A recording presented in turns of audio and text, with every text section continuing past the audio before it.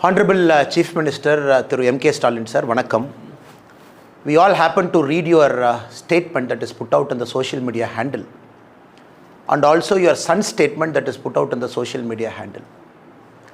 It is good that both of you are toning down and both of you know that you are fighting a losing battle over the last 3-4 days. And today, not only have you defended something, but also you have spoken some lies against our Honorable Prime Minister Narendra Modi ji. I believe it is my bounden duty as a BJP Karyakarta to respond to that. I am sure with the way our Honorable Prime Minister is working with integrity and with his hard work, even as we speak now, he is in Indonesia promoting our national interest. And immediately September 9 and 10, the G20 meeting that is going to happen where India will be at the center stage of global map.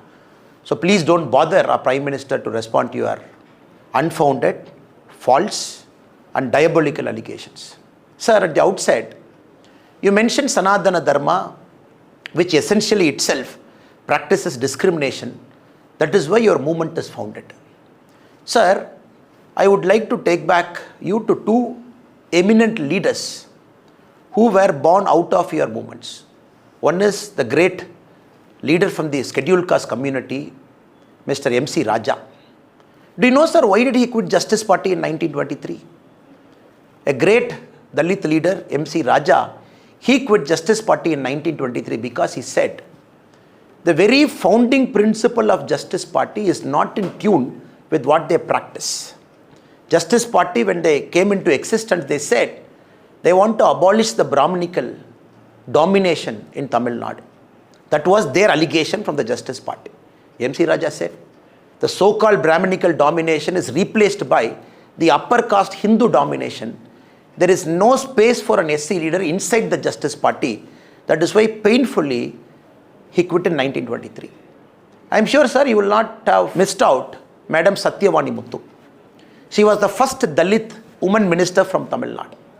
1974, right inside the Tamil Nadu Assembly, as a member of your father's cabinet, she leveled serious allegations against Mr. Karunanidhi inside the assembly, stating that Mr. Karunanidhi is against the interest of Dalit community and SC community.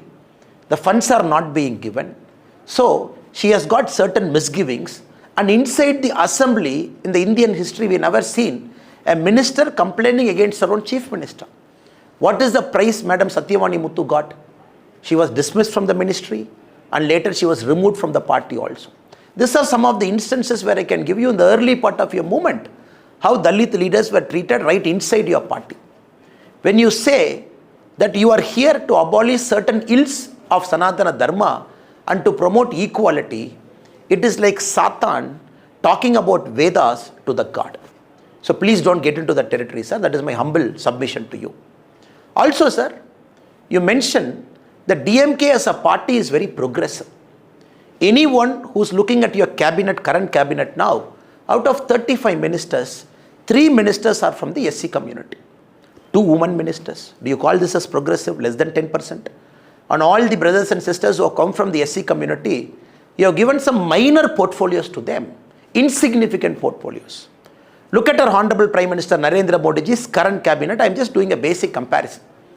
Out of the 79 ministers, 20 ministers are from the SC/ST community, 11 ministers are women, 5 ministers are from the minority community. I am sure, sir, you will clearly understand that you really don't practice what you preach. Even if I take Uttar Pradesh, out of 52 ministers, 9 ministers are from the SC/ST community. So you don't give them political rights, you don't give them political powers, then what are you talking about improving the standards of the oppressed community? Again, I would like to bring certain things for your recall, sir. In Tirunelveli, when the Manjole tea workers protested, when they were brutally killed because of the police action, when they jumped into the Tamarabarani river, close to 17 people got killed, including a month-old child. When the action was sought against the police officer, what did your father, Kalaignar Karunanidhi, say? He said, no, if I take action against some police officers, their community will feel offended.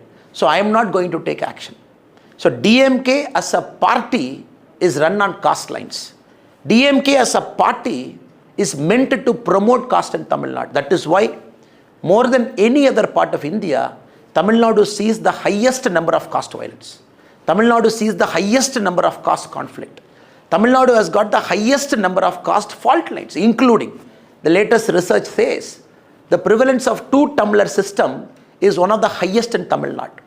That is why we had a shameful spectacle last year when during the Independence Day, under your regime, many Panchayat leaders belonging to SC community were not allowed to host their flag. And we raised a big agitation and demonstration for that. So what are you talking, sir? Sanatana Dharma by its very nature is timeless. It doesn't have an origin, doesn't have an end. Sanatana Dharma predates any religion. Sanatana Dharma, as a Dharma, it believes a human being is a God. It also not only human beings, it looks at all the living beings. By its very nature, it treats everybody equally. Of course, there are humans inside every religion. Some of the discriminative practices are brought out by humans. When one human brings out a discriminative practice within a Sanatana Dharma, the other human beings, great saints and reformers, they come within the Sanatana Dharma, they give a voice against the discrimination and try and abolish it. That is why we have Swami Sakajananda. That is why we have Dayanand Saraswati. That is why we have some of the greatest reformers within the Tamil Hindu society who are the crusaders to remove some of the ill effects brought inside the Sanatana Dharma by human beings. For that, your son wants to eradicate Sanatana Dharma itself.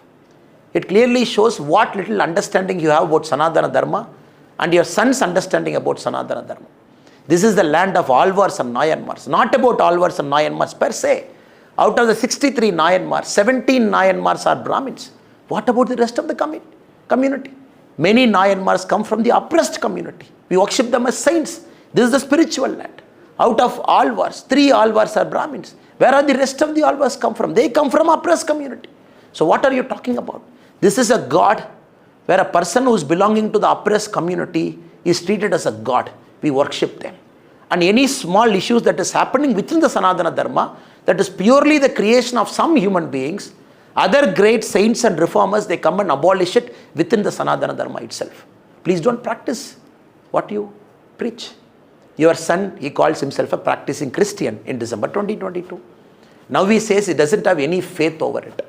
In the Sanatana Abolition Conference, your HRNC minister sits in the dais where your ideologue, Dravida Kalagam's current president, K. Veeramani, says Sanatana Dharma means Hinduism.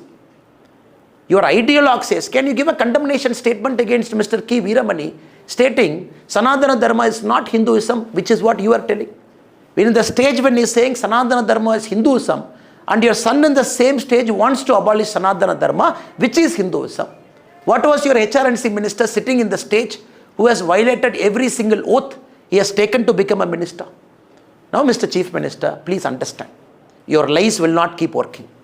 You live in the age-old premise that 1,000 lie which is getting repeated 10,000 times will become 1,000 truth. Here it is not going to happen.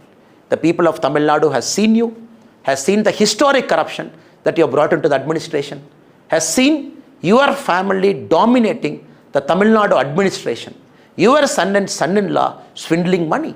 We have leveled very serious allegations against you, including the release of PTR tapes, where you said on record, your previous finance minister, talking about your son and son-in-law, amazing close to 30,000 crore. The Madras High Court a few days back has said that the mere continuation of Sendil Balaji as a minister is violating all democratic ethos and norms that is required for a good governance. Still you have kept him as a minister and the taxpayers are giving him salary. What are you talking about probity in governance?